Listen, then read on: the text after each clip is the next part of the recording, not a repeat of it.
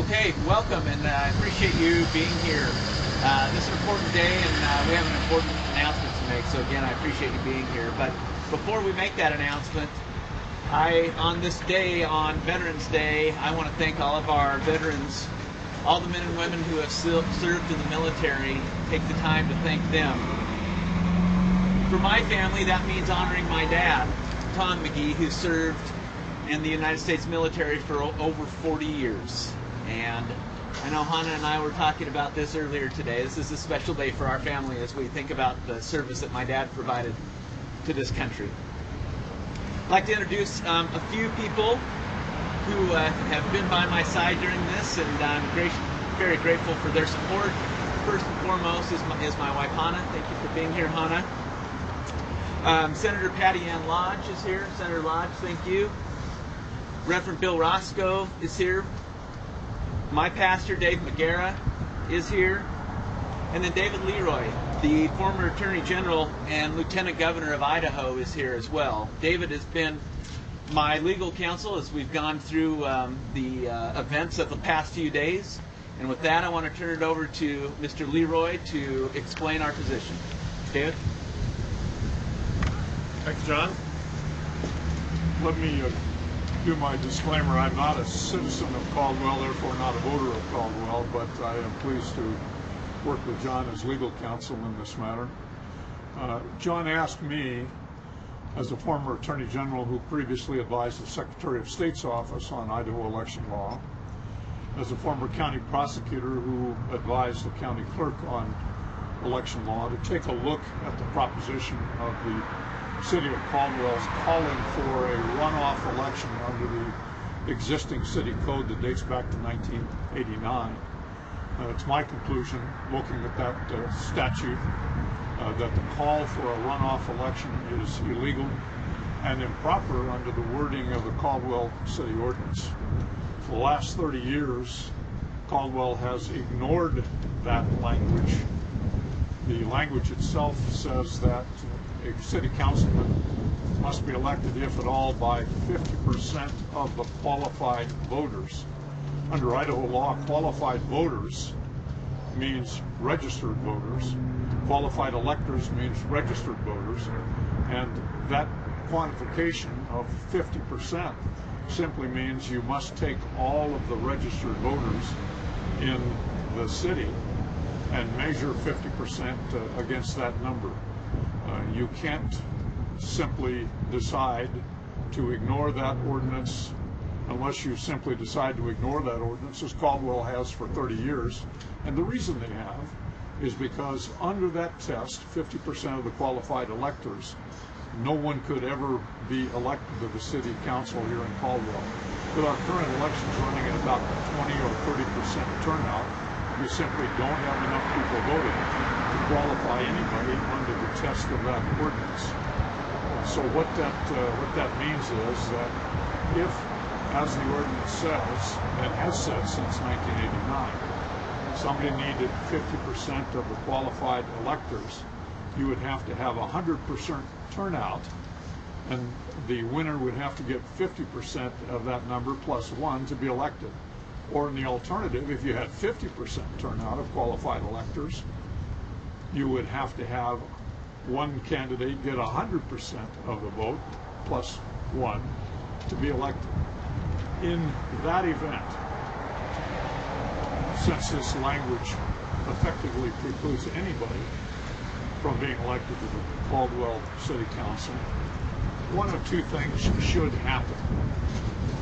Number one, the City of Caldwell should continue to ignore the ordinance language that's impossible, improbable, and problematic, and declare all three of the candidates who ran for all three of the seats and had the most votes to be elected, as has been the case in the past.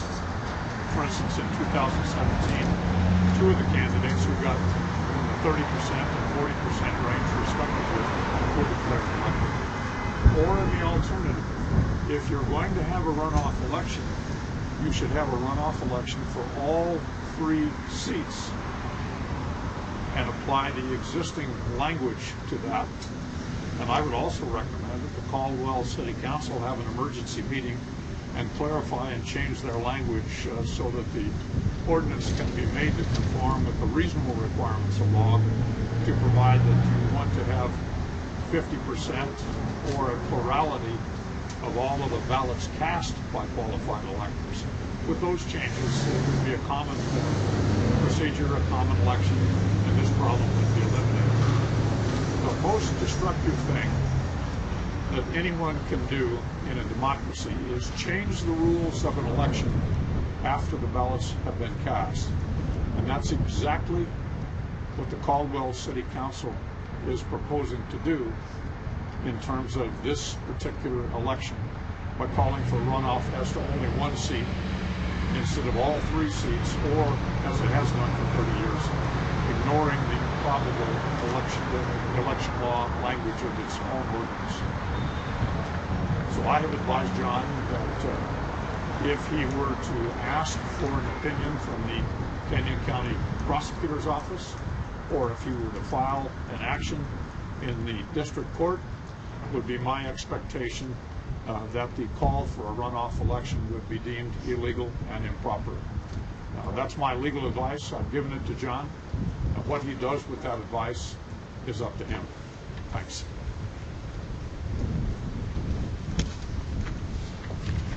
Thank you, David.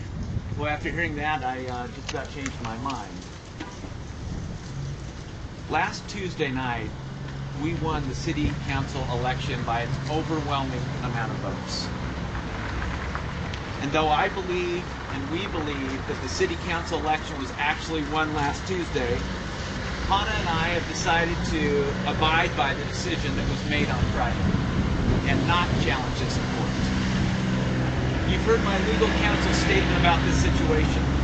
This is the first time in 30 years that this has happened. In fact, there are 2 members of the current city council who were not properly elected.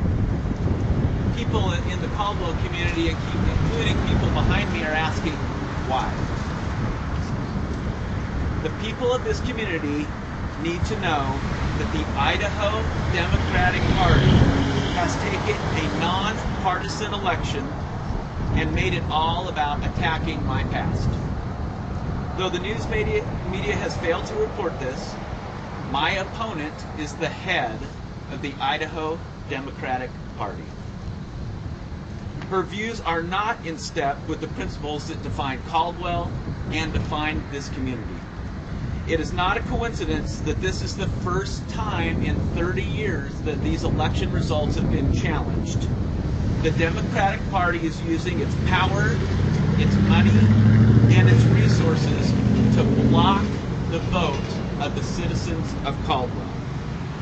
You need no further evidence than to request from the Canyon County Elections Office the list of absentee ballot requests and who they were sent to. Once you ask for that information, you will see that the absentee ballot requests in this race were sent straight to the Democratic Party.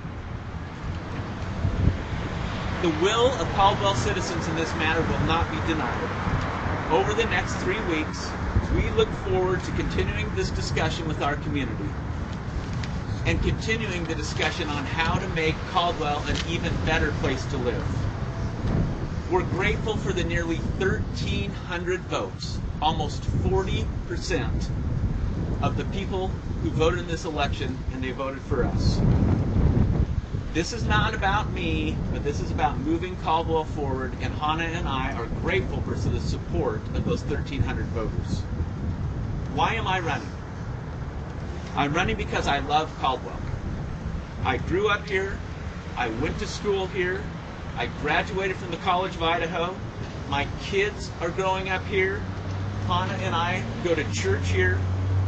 Our family and our friends are in this community. Hannah and I want to protect the conservative values that make Caldwell such a great place to live. Over the past 8 years, I have paid my debt and I have accepted responsibility. The people of Caldwell have spoken, and I am grateful that they are giving me a second chance. I look forward to serving as the next member of the Caldwell City Council. Now, I won't be taking any questions directly, but I'll stick around. If you'd like an individual interview, I'll be happy to do that. With that, thank you for being here.